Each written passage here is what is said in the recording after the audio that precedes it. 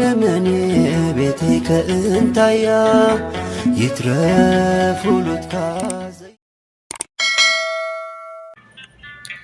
ሰላም ክብራትን ፍትዋትን ተኸታተልቲ ናይ ማዕድ ዩቲዩብ ቻናል ከመይ ኣለኹም? ባይ ወገን እግዚአብሔር ይመስገን ጽቡቕ ኣለኹ። ሰላም እግዚአብሔር ኣምላኽ ምስኩላትና ይኹን። ለምኻብ ሓድሽ ትሕዝቶ ተራኺብና ኣለና። ናይም ትሕዝቶና ከዓ ሓንቲ ዛንታ ካፍለኩም እየ ማለት ኣዝያ ጥዕምቲ ዝኾነት ኣዝያ ንሕና ከዓ ከምዚ ዘለናዮ ወጣትነት እተመርያና ቅድሚያ ግን ሓድሽን ዝመጻኹም ሳብስክራይብ እንዳገበርኩም ቤተሰብ ኩንኩም እውን ነባራት ፀናሕኩም ሼር ላይክ ብምግባር ጀምርዎም እዚ ቪድዮ ማለት እዩ። እምበር ካብ ዕለታት ሓደ መዓልቲ ከማና ኣዝዩ ንቁሕ ዝኾነ ወጣት ከማና ኣዝዩ ኩሉ ነገር ዝፈልጥ ዝነበረ መንእሰይ ካብ ዕለታት ሓደ መዓልቲ ብናይ ስርዓተ ቤተ ክርስቲያን ዝመላለስ ስርዓተ ቤተ ክርስቲያን ዝፈልጥ መጽሓፍ ቅዱስ ዝፈልጥ ኮታ ኩሉ ነገር ናይ እግዚአብሔር ኣምላኽ መጽሓፍ ዘሎ ኩሉ ነገር ዝፈልጥ ተምሃራይ ነይሩ ማለት እዩ። መንእሰይ ነይሩ። ካብ ዕለታት ሓደ መዓልቲ ግን ክልተ ኣዕርኽቲ ነይሮምዎ። እዞም ኣዕርኽቲ እዚኦም ደሞ እንደጋጣሚ ኮይኑ ኣመንቲ ክርስትና ኣይነበሪ ማለት እዩ። ኣመንቲ ክርስትና ኣይነበሪ።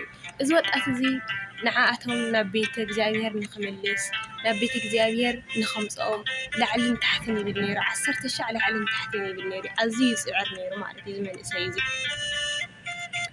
ድሕሪ ነዊሕ ጉዕዞ ብምጓዓዝ ደሞ ድሕሪ ብዙሕ ብምክርኻር ደሞ ድሕሪ ብዙሕ እግዚአብሔር ኣምላኽ ክረድኦ ከሎ ደሞ እዞም ክልተ ወጣታት ደሞ ናብ እምነት ክርስትና ይምልሶም ማለት እዩ። እዞም ወጣታት እዚኣቶም ናብ እምነት ክርስትና ምስ ተመለሱ ውልድነት ስላሴ ረኺቦም 7 ምስጢራተ ቤተ ክርስቲያን ተኻተልቲ ኮኑ። ካብኡ ደሞ ያው መጀመርያ ምስጢረ እንታይ ይባሃል? መጀመርያ ምእማን ኣሚንካ ደሞ ምስጢራተ ቤተ ክርስቲያን ስርዓተ ጥምቀት ስርዓተ ቅዱስ ቁርባን ኢሉ ደሞ ምስ ዓወዩ ኩሉ ነገር ምስ ተረድኦም ድማ ብስርዓተ ቤተ ክርስቲያን ጋብቻኦም ይፍጽሙ ወይ ከዓ መርዖኦም ብስርዓተ ቤተ ክርስቲያን ይኾን። እሱ ደሞ ሸብዓይ ወይም እዙ ካብቶም 7 ምስጢራተ ቤተ ክርስቲያን ምስጢረ ተክሊል እዩ ማለት እዩ። ምስጢረ ተክሊል ደሞ እዞም ቅዱሳን ክልተ ማለት እዩ ብምስጢረ ቤተ ክርስቲያን ጋብቻኦም ይፍጽሙ ማለት እዩ። ያኒ እግዚአብሔር ኣምላኽ ጥምቀት ክትጥመቕ ከለኻ ውልድነት ስላሴ ክትረክብ ከለኻ ኩሉ ነገር ይግለጸልካ እዩ ማለት እዩ። ኩሉ ነገር ይግለጸልካ ከለኻ እግዚአብሔር ኣምላኽ ይረአየና ወይም እግዚአብሔር ኣምላኽ ናብ ምድሪ ይመጽእ ማለት ኣይኮነን። ጸጋ መንፈስ ቅዱስ ይሓድረና ዝተሰወረና ምስጢር ይገልጸልና ማለት እዩ።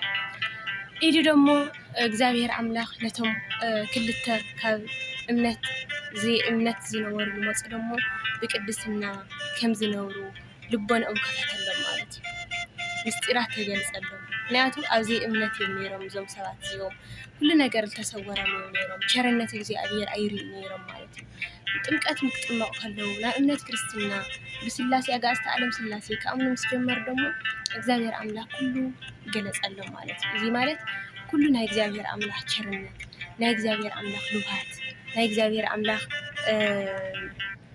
ልውሃትን ቸርነትን እንዳረአዩ ደሞ ብህይወቶም በቲ ዝገበርዎ ነገር እንዳነውዑ በትን እግዚአብሔር ኣምላኽ እስካዕ ሕዚ ዘይምፍላጦም እስካዕ ሕዚ ዘይምምላሶም ልቦንኦም ስለበር ልመለሶ እግዚአብሔር ኣምላኽ ኣዝዩ ይነውዑ ከም ዝነበሩ ኣዝዩ ይወፍሩ ከም ዝነበሩ እግዚአብሔር ኣምላኽ እስካዕ ሕዚ ንዓኻ ዘይምፍላጥና ኣበይ ነርና እንዳበሉ ይወኽዩ ከም ዝነበሩ ማለት እዩ።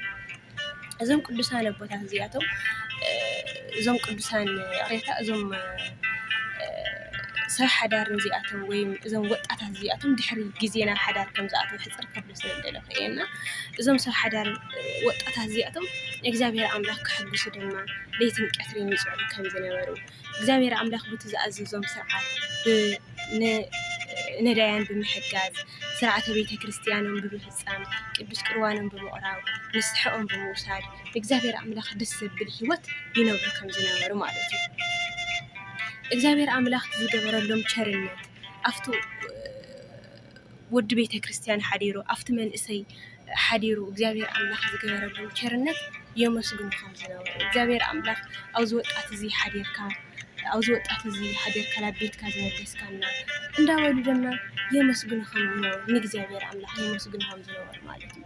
ስለቲ ኩሉ ዝገበርዎ ሓጢኣት ስለቲ ኩሉ ኣብ መዋዕለ እግዚአብሔር ኣምላኽ ዘይምፍላጦም ንቤተ ክርስቲያን ዝሳግብዋ ዝነበሩ ንኣመንቲ ናይ እግዚአብሔር ኣምላኽ ዘሰግድዎም ዝነበሩ ኣዝዮም ይሓዝኑ ከም ዝነበሩ ኣዝዮም ይነውሩ ከም ዝነበሩ ኢሉ ግና ብቅድስና ሂወት ይነብሩ ከም ዝነበሩ እዞም ሰብ ሓዳር እዮም ማለት እዩ።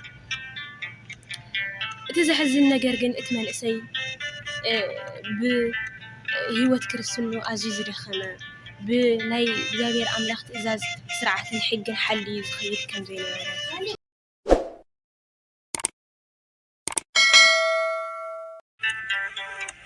እምበር ኣቦና ጳኩሚስ ማለት እዩ ካብ ዕለታት ሓደ መዓልቲ ካብኦም ብፀጋ ዝዓበዩ ብምኻድ ምኽሪ ሓቲሎም ይኸዱ ማለት እዩ።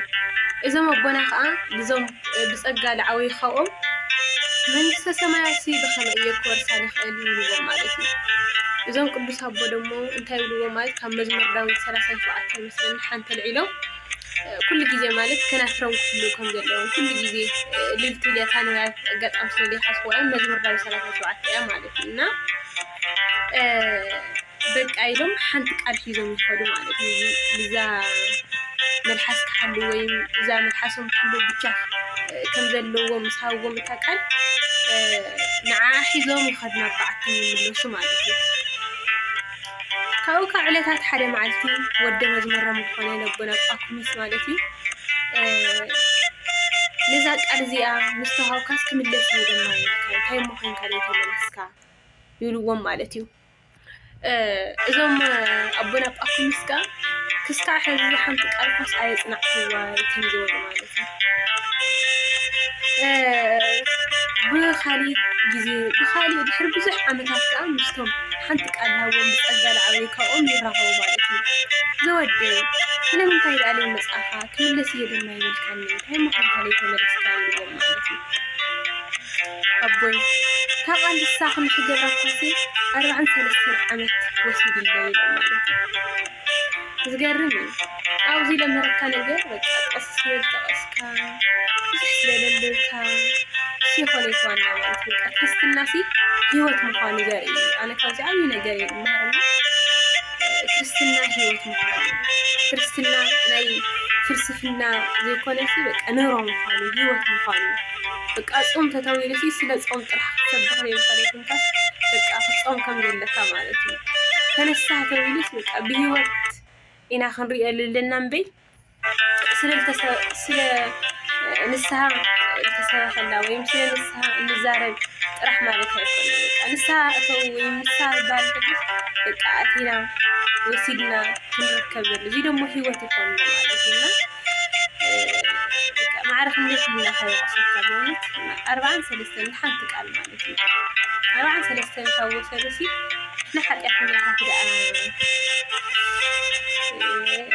እግዚአብሔር ብምሕረቱ ይመስገን እሞ ንሕና ከዓ ክንገብር እምበር ገና ብትግባር የለና ቦታትና ማዕረ 43 ንሓንቲ ቃል ካብ ወሰደና ትሕትና እዮም ናይ ዞም ኣቦ ብርግጥ ናቶም ኣቦ ትሕትና እዩ።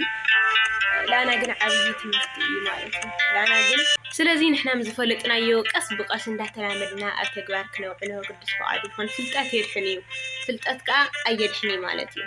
ፍልጠት የድሕኒ ማለት ዝተምሃርናዮ ተግባር ክነውዕሎ ከለና የድሕነና እዩ። ፍልጠት የድሕኒ ማለት ከዓ ያው ዝፈለጥናዮ ነገር ኩሉ ነገር ኣብ ተግባር ተዘይውዒልናዮ ኮይና ፍልጠት ኣየድሕነና እዩ ማለት እዩ። ብዙሕ ነገራት ብዙሕ ዓይነት ክንፈልጥ ንኽእል ኢና ካብ መፅሓፍ ቅዱስ ወፃኢ ይኹን ብዙሕ ክንፈልጥ ንኽእል ኢና። መፅሓፍ ቅዱስ ብሙሉእ ብሉይ ይኹን ሓዱሽ ይኹን ክንሽምድዶ ንኽእል ኢና ኣይንሽምድዶ እምበይ እና እዚ ፍልጠት የድሕን ከዓ እዩ ኣየድሕን ኢኻ ማለት እዩ። ዝፈለጥናዮ ተግባር ክነውዕል ከለና የድሕነና ዘይፈለጥናዮ ነገር ኩሉ ነገር እንዳፈለጥናዮ ብምፍላጥና ከዓ ኣይንድሕን ማለት እዩ። ስለዝፈለጥናዮ ኣይንድሕን እግዚአብሔር ምፍላጥና ስለ እግዚአብሔር ምፍላጥስ ይፈላለዩ። እግዚአብሔር ምፍላጥ ማለት ሕጉና ስርዓቱ ሓሊኻ ክትኸይድ ከለኻ እዩ ማለት እዩ። እግዚአብሔር ኣምላኽ ምፍላጥ ከዓ ዘይምፍላጥ ስለ እግዚአብሔር ምፍላጥ ላ ስለ እግዚአብሔር ምፍላጥ ከዓ ይፈላለዩ። ሕጉና ስርዓቱ ጾም ጸሎት ክንገብር ከም ዘለና እግዚአብሔር ኣምላኽ ክንራኸብ ከም ዘለና ንፈልጥ ኢና ግና ከዓ ኣይንገብሮ እዚ ከዓ እግዚአብሔር ኣምላኽ ኣይንሪኦ እግዚአብሔር ኣምላኽ ብሂወትና ንሪኦ ቸርነት እግዚአብሔር እኳ ክንርኢ ተኾይናሲ ብጸሎት ኢና ንሪኦ ምክንያቱ ቸርነት እግዚአብሔር ቸርነት ክበዝሐልና ማለት ሓንቲ ለምሳሌ ስለ ዝጸገመና እንድሕር ንልሙና ኮይና كهبنا كل شرنة يورينا كم بزح حتياتنا ليكون كم محرته سلالهبنا شرنة እግዚአብሔር يخاوز تري وقت محرت እግዚአብሔር يخاطري سلال لمنا يو يهبنا سلال لمنا يو أيهبنا ማለት ይሆን እግዚአብሔር ቸሪዩ ግን ክንልሙና አይደለም ማለት ነው ክንልሙና ከመቦና አቦይልና ክንጽጉዕ አይደለም እና ፍትዋትን ክብራትን ተከታተልትና የማዲቱ ቻናል ለምሕዘልኩም ወጽኹ ዚአት መስል ነያ እዚያ መሃሪት ኮይና ተረኺብኩም ዋና አኽዋትኩም ሸርቡ ጋር አካፍልዋ ማለት እዩ بخلي مدب سكاب نرخب دما سلام እግዚአብሔር አምላክ ምስኩላትና ይኹን